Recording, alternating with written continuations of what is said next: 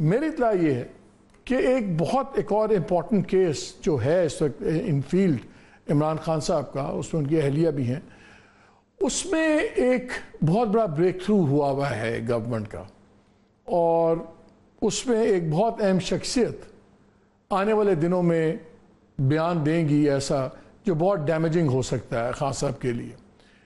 मेरी इत्तला ये भी थी कि ये चीज़ अभी 3-4 माह पे आगे की बात हो रही थी, लेकिन आज जब ये फैसला आया साइफर वाला, तो उसके बाद I talk to some relevant people और मैंने उनसे पूछा कि इसका क्या इम्पैक्ट होगा। तो वहाँ से जो मुझे इंडिकेशंस हैं वो ये है कि शायद वो भी टाइम टेबल अब शॉर्ट कर दिया जाए। So while today is a very good day, बहुत अच्छा दिन है पीटीआई के लिए, मोरल के लिए बहुत अच्छा है, और वैसे भी आई थिंक सियासी फैसले पार्लियामान में और इलेक्शन में होने चाहिए, कोर्ट्स में होने भी नहीं चाहिए।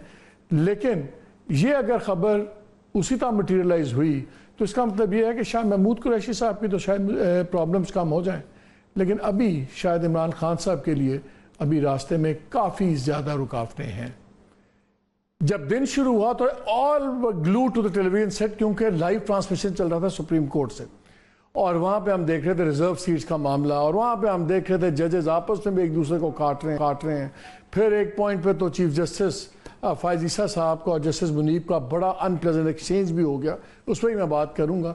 लेकिन नज़र आ रहा था कुछ जजेस सवाल करने से ज़्यादा अपना माइंड बता रहे थे, और नज़र आ रहा था कि अगर ये 13 जजेस में से तकरीबन 5-6 का तो माइंड नज़र आ रहा था, तो सारा ध्यान उधर लगा था। And bam came the news, Islamabad high court ने उड़ा दिया केस साइफर वाला, और इफ़ मैटर्स गो नॉर्मली तो शाह महमूद कुरैशी साहब should walk a free man. 5 तारीख को, क्योंकि 5 तक वो May 9 का रिमांड उनका चल रहा है, उन पर तो और कोई केस नहीं है। इमरान खान साहब पे अभी वो हैं, दूसरी चीज़ें चल रही हैं, केसेस चल रहे हैं, 190 मिलियन है, फिर वो इद्दत वाले केस की सज़ा है, तोशा खाना की, वैसे उसमें तो खैर बेल वगैरह हो गई हुई है। सो वो भी काम थोड़ा सा आगे चलेगा।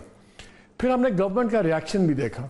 अभी आपने इब्तदाइये में भी सुना कि बैरिस्टर कील ने कहा कि नेशनल सिक्योरिटी पे हम पहरा देंगे।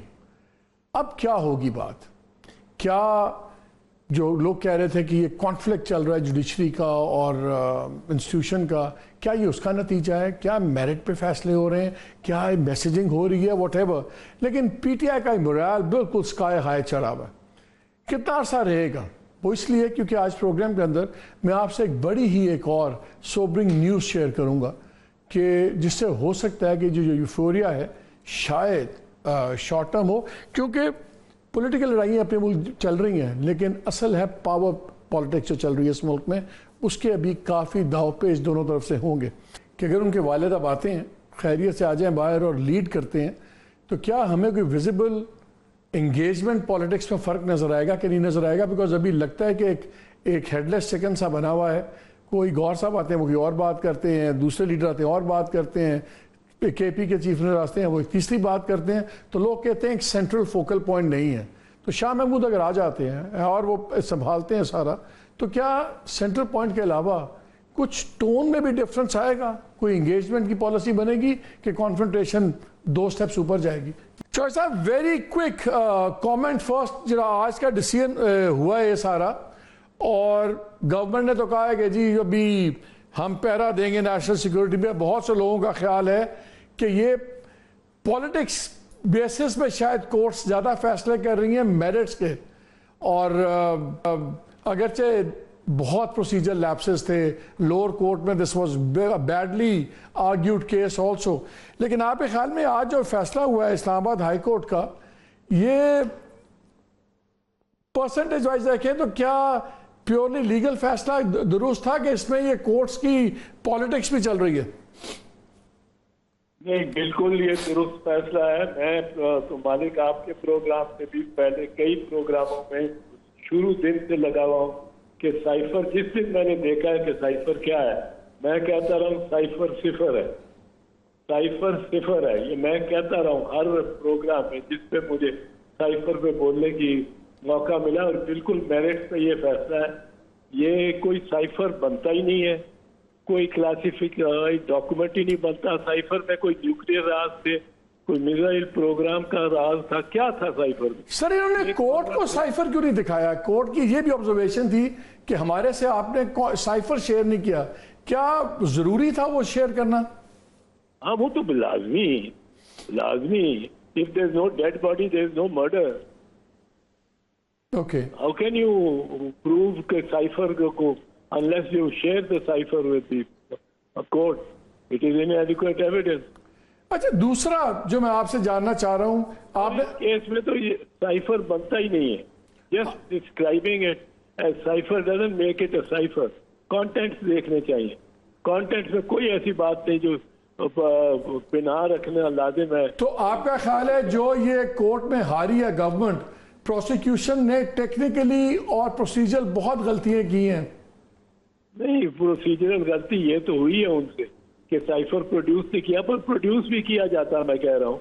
तो it was not a cipher, it was not a secret thing कि वो बहुत ही क्लासिफाइड डॉक्यूमेंट था। लेकिन अभी खुरम दस्तगीर साहब ने एक बात की विच वॉज इम्पोर्टेंट। उन्होंने कहा कि जी ये छोड़ दें कि साइफर में क्या था क्या नहीं था। असल चीज तो ये थी कि एज प्राइम मिनिस्टर आपने सीक्रेसी का ओथ लिया हुआ था, आपने वो ओथ वायलेट किया बाय जब हिलाया आपने कि ये साइफर है फलाना है, तो that was the real issue, not the dead body like you put it. बात की ये खुरम दस्तगीर अपना व्यू दे रहे थे जी। खुरम दस्तगीर साहब। वो सर खुरम दस्तगीर फिर कानून नहीं जानते। वो ओथ तो पढ़ ले वजीर आजम का। मैं कोई 3 महीने से लगा हुआ हूँ। वजीर आजम के ओथ में अनलाइक अदर ओथ 2 हिस्से हैं। पहला हिस्सा है I will not disclose anything that comes to my knowledge as prime minister और not disclose it to anyone.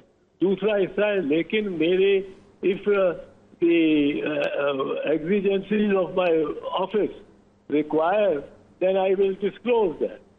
तो Okay. उसकी exigencies of office और क्या डिमांड करती है? सर एग्जिजेंसी में क्या अगर अपनी गवर्नमेंट गिर रही हो तो वो जस्टिफाई होता है प्योरली? नहीं, एक अमेरिकन या एक गैर मुल्की सफारतकार हो या बहुत बड़ा अफसर, जॉन लू है, वो ये पॉलिसी मेकर्स में है ऑन दिस।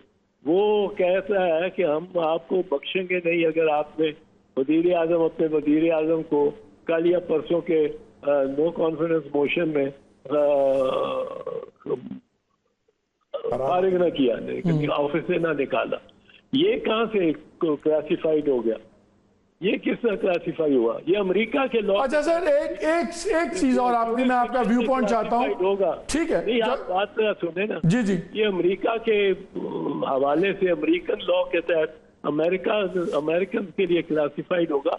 पाकिस्तान के लिए तो ये हशर नशर करके बताना चाहिए लोगों को कि ये साजिश हो रही है। अब ये जाहिर है उसने वजीर आजम को तो नहीं भेजा, उसने तो भेजा है किसी और को, यानी बाजवा साहब को। ठीक है।